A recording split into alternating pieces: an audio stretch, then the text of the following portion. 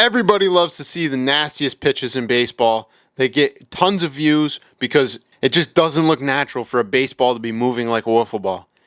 But what if I told you there was major league pitchers who probably don't even have better stuff than the average college pitcher in the major leagues right now, getting outs and still being somewhat relatively successful against major league hitters? Today, by public request from the comments of the video where I went through who has the best stuff in baseball, we are doing who has the worst stuff and is still a Major League Baseball player. We have compiled a list. I went through all the data, all the stuff pluses, all the K rates, everything. And this is the list I've compiled. So we have the top 5 worst pitchers in descending order. So 5 is the best of the worst. 1 is the worst of the worst in terms of the data. So these are the worst pitchers in baseball. At an honorable mention, we have Cal Quantrill from Miami Marlins. He used to be really nasty for Cleveland, and then I don't really know what happened. He's a first overall pick, or I should say a first round pick in 2016 to the San Diego Padres. He's been all over the place. He's really struggling this year. He has a stuff plus rating of 88, and his strikeout rate is 13.1. So when you look at the stats, it is certainly past his prime at this point. He's only 30, so I'm hoping there can be a rejuvenation of some sort at some point, but this year he's really struggling. He has an 8.1 ERA, 6 starts, 26 innings, 16 strikeouts, and he has a whip of 1.8 so far. When you look at the data, there's not one singular stat in his baseball savant that has any form of red, which is unfortunate, but we are looking at who has the worst stuff in baseball right now, and he is only an honorable mention, so keep that in mind.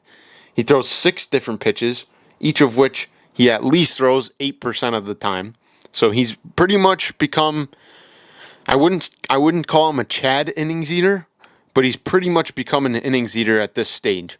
I'm assuming maybe after this season he'll go get some help and become a pitcher like he looked like when he was with Cleveland, but at the moment he's been struggling, and this is definitely not his best year. So Cal Quantrill, I mean, when you look at past years, like pretty much nothing has changed. The arm angle's the exact same. Mechanically speaking, he has changed almost nothing. It's just he's increased his pitch usage. 2020, that was back when he was at his best. He's only 30. I think there's still hope. And when you watch him throw, it's just like 93's at his best. Maybe you cut down the pitch usage, kind of like how he looked in 2020 where he only worked with 4 pitches. I'm not sure. But in terms of stuff, he is an honorable mention for the worst stuff in baseball list. So next, at number 5, we have Antonio Senzotella. He is a reliever for the Colorado Rockies, and he has a 5.5 ERA this year. Oh, wait, he's not a reliever. Never mind. He's a starter. Has a 5.5 ERA, 7 starts, 34 innings, 17 strikeouts, and has a 1.86 whip. He currently has a stuff plus rating of 85, and his strikeout ratio is the lowest on this list at 10.6% of the batters he's faced. He is not striking out anybody. He is the definition of pitching to contact. And overall, the stuff really isn't eye-opening. His walk rate is in the great section. So when you look at the stats here, I mean, 2025, he has 7 walks in 34 innings. That would definitely put him up there. This guy is a guy you could argue is a Chad innings eater because he can go pretty deep into games. 7 starts, 34 innings. That means he's averaging just about, hold on, I'm terrible at math all of a sudden.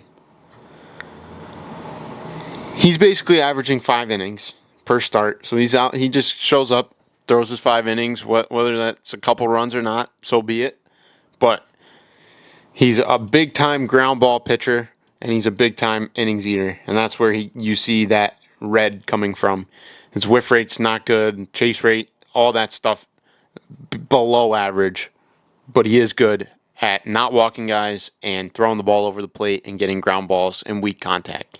So overall, he's not that bad. He knows how to get out of jams. In 2 starts this year, he had a 0 ERA to begin the year. So he was looking pretty good there, and then obviously it caught up to him a little bit. That is a pretty nice pitch, but when you grade all of his pitches combined, he ends up not having the best stuff in baseball at a stuff plus rating of 85. At number 4, we have Ben Lively. He currently has a 3.72 ERA, 36 innings pitched, 25 strikeouts, and a whip of 1.27. So the Guardians are a bit of a better team, and I think you see that come up in the stats. But he actually is listed at a stuff plus of 83, and his strikeout rate is 16.9%. So he shows fastball run value is actually pretty good. He has a pretty unique fastball, but that is pretty much the extent of his stuff plus numbers. The rest of the stuff isn't very impressive. His walks, he doesn't walk a lot of guys, which helps. And then his extension. So he's a big, long guy, and he gets very far extension with his release at 6.9 feet. So he's basically like reaching out there. His extension is like 6'10". And he has pretty good stuff. I think he could be better, but he's arguably probably one of the better pitchers on this list. But given the stuff plus number and the strikeout rate, I had to put him on here. So Ben Lively at number 3. We now have Jose Quintana. He was arguably one of the best pitchers in baseball. If you go back 5 years ago, he was like a true ace. He's a little past his prime now, 36 years old. The stuff's gone down a bit. He has a 2.83 ERA and 5 starts this season with 28 innings pitched, 21 strikeouts, and a 1.22 ERA. So he's still a very serviceable player for the major leagues, but the stuff is not where it once used to be. He throws like 90 miles an hour. When you look at his stats, his average fastball is 90.3, 90.0 on the 4-seam.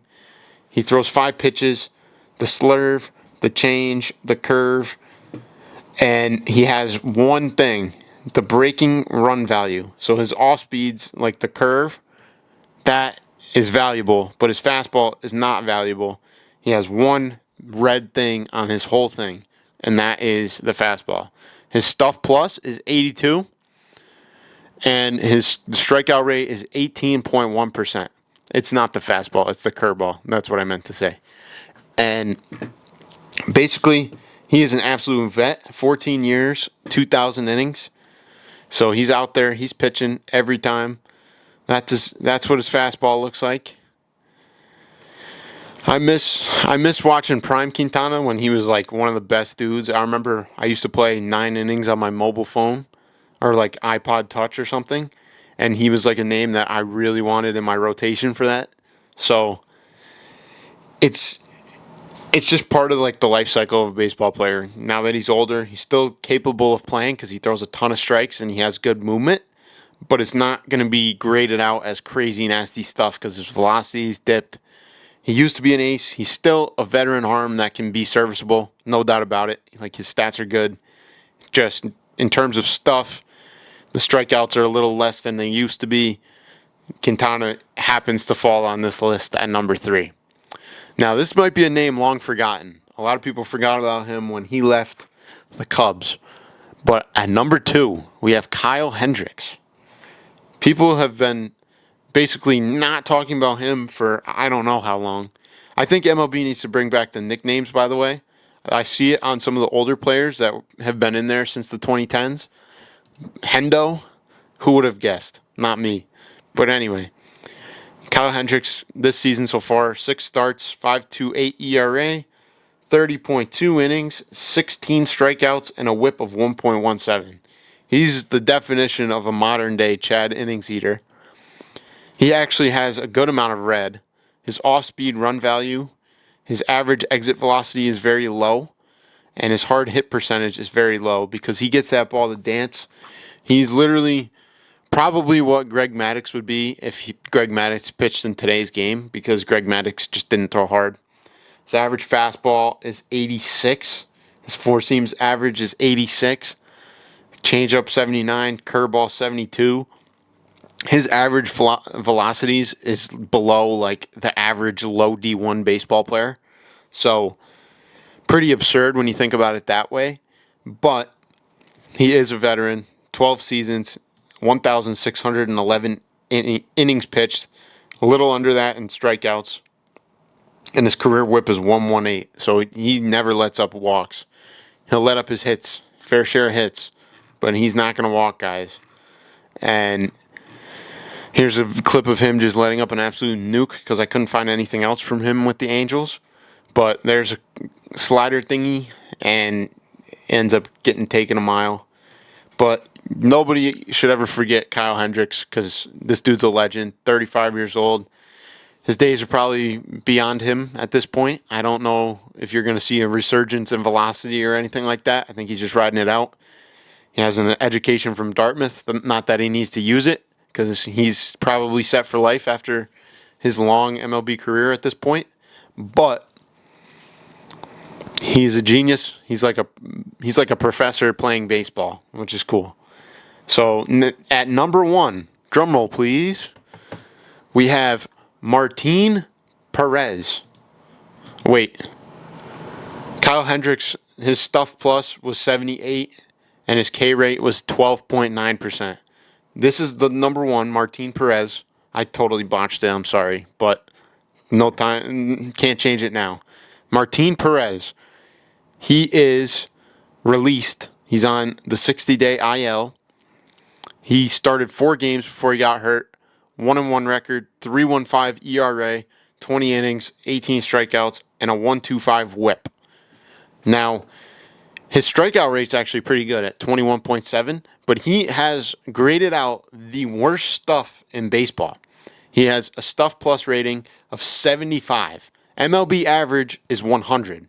And when you put it in perspective, based on all these guys today, the best stuff plus in baseball right now is Hunter Brown. He has a 135 average stuff plus, like across his whole arsenal. Then you got the highest strikeout rate at 36.4% by Mackenzie Gore.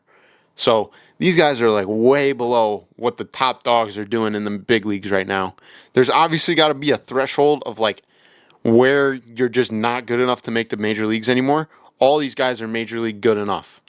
Trust me. These guys are all veterans that are at this point in their career that don't have the nasty stuff. These guys have all played a lot of baseball, though. Like Martin Perez has 1,600 innings, 1,127 strikeouts. He has been there a long time, and he debuted over 13 years ago. So, like, the reason that they can get away with this is how much experience they have. It's not they got into the league with this stuff. So keep that in mind. You have to be pretty nasty to crack the league at this point. So when you look at his stuff, the fastball run value is actually in the great department. The pitching run value is 73, and then everything else is way below. His average cutter is 85. His average fastball is 88, and his changeup is 81.4 from the left side. He grades out as the worst stuff in baseball. Pretty crazy to think. And honestly, his changeup looks pretty good. He kind of reminds me of like Johan Santana when he throws. And for some reason, he is just graded out as having quite literally the worst stuff in baseball. But he's still pretty nasty. So keep that in mind. Martin Perez, unfortunately, holds the moniker of worst stuff in the MLB in 2025. But all these guys are pretty darn nasty. All of them throw strikes. All of them get outs still. It may not be at the clip that they once did, but they all